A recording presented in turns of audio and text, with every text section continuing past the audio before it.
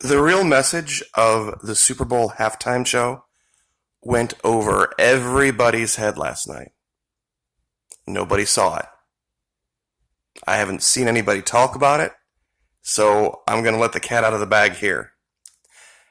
You don't exactly have to be Sherlock Holmes to see the Shakespearean reference in that performance.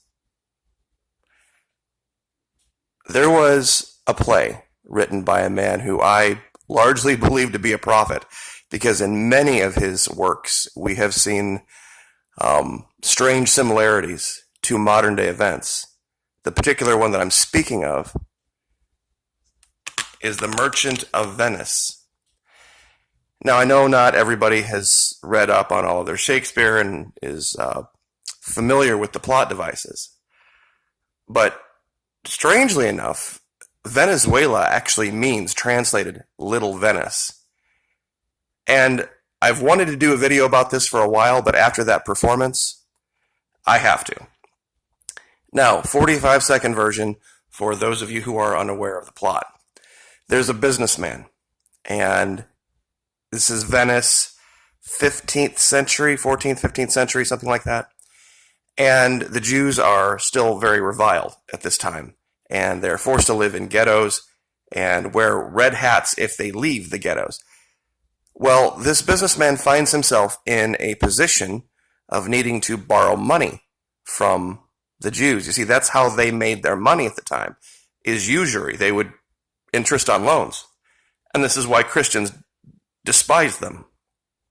So this businessman, he had 3 ships that were coming in the future that would pay off the loan multiple times over, but he didn't have any cash at the time to help out this friend. This friend wanted to go woo some princess and get married, so he takes this loan out from this Jew that he had castigated and reviled in the past. So the Jew said, look, I will charge you no interest, but if you don't pay me back, I will have the ability to saw off a pound of flesh, and that's where we get the term, from anywhere in your body I want to. Well, this guy's like, doesn't matter. Wonderful, interest-free loan. Well, the ships with the guy's money sink. And so they take this to court. And in the court, strangely enough, the woman, that the princess that was being wooed, makes this argument that he only bargained for the flesh, not the blood. So he would have to somehow find a way to remove the flesh from the businessman without spilling a drop of his blood. And then there's all sorts of other plot devices. But the point is, this is what they were doing. The overriding concept here is the merchandization of the human being. They always talk about the trafficking of people, human trafficking. Well, in essence, any capitalistic worldview puts its stamp of approval on the assigning of cash value to humans. What are they worth? Lifetime-wise in a salary? What are they worth for an hour of their time? Hint, hint. And that's what this guy here in silver, this is the Jew. And what's being done here with the device is making everyone else wear red, is kind of getting back at them for having to been forced to wear red. They put the red all over. In fact, it even started earlier in the day with the pit bull thing. And this is what they were doing. They were assigning value with this red to human beings. That's why she danced around with a rope around her neck.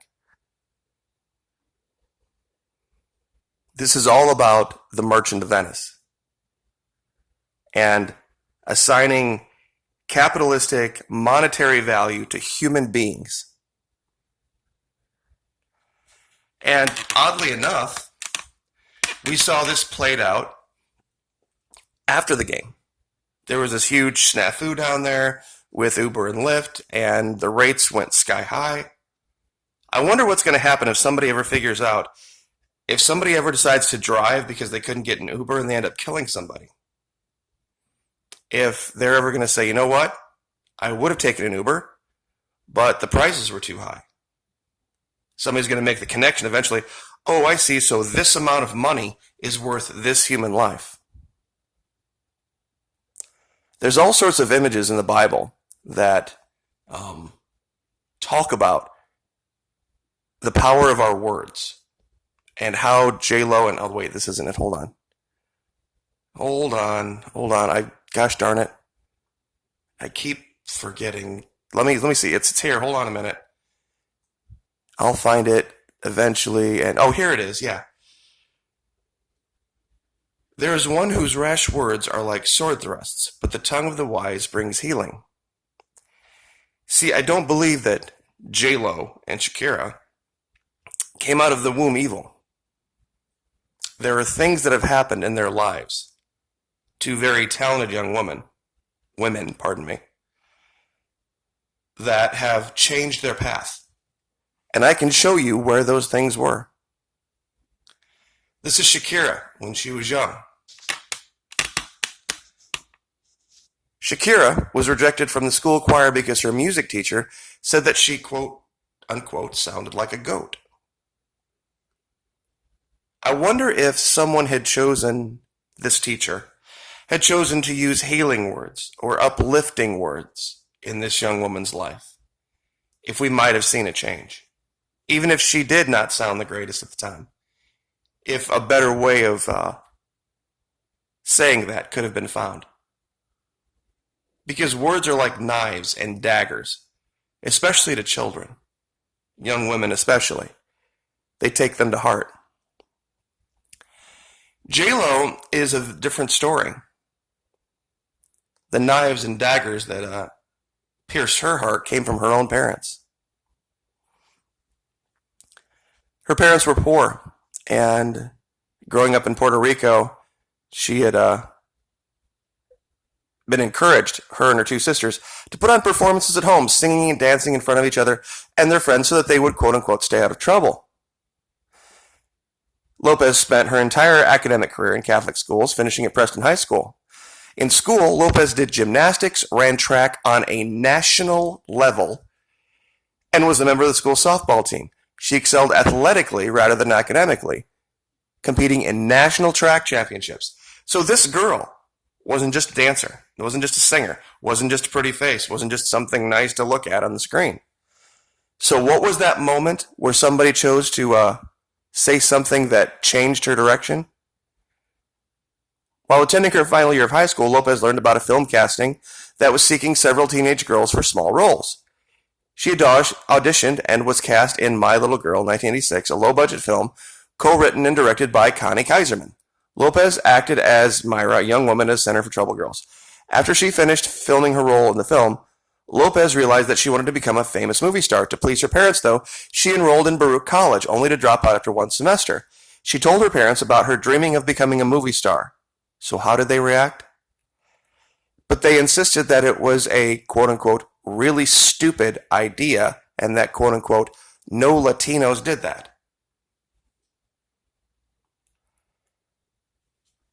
I wonder if someone would have chosen different words.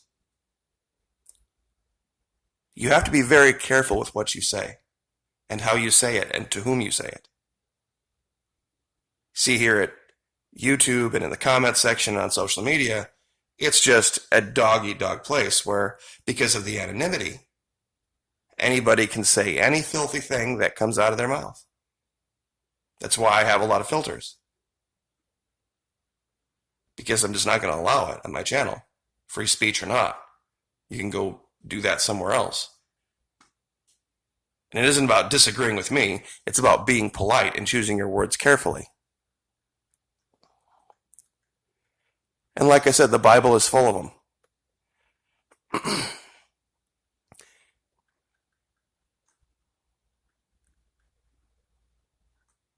Those comments weren't exactly life-giving water to those girls.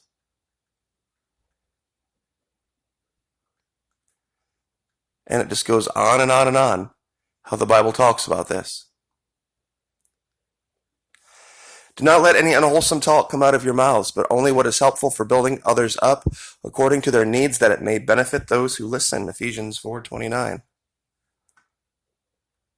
So I guess you're just at a point where you're going to have to make a choice in your life and understand that capitalization and merchantization of everything is going to lead to what you saw last night.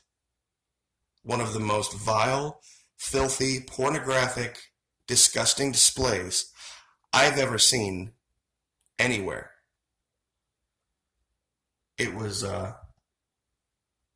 something where I guess I would just encourage those of you who do understand the Christian life to pray for the fathers of those two girls, the families, those who love them, because I don't think it was what they envisioned. And I know if it had been my girls up there, it would have been a very painful thing to watch. The Merchant of Venice. For those of you who haven't read it, I would encourage you to. There is a great deal of wisdom to be gleaned from it. The man was a prophet. Like, share, subscribe.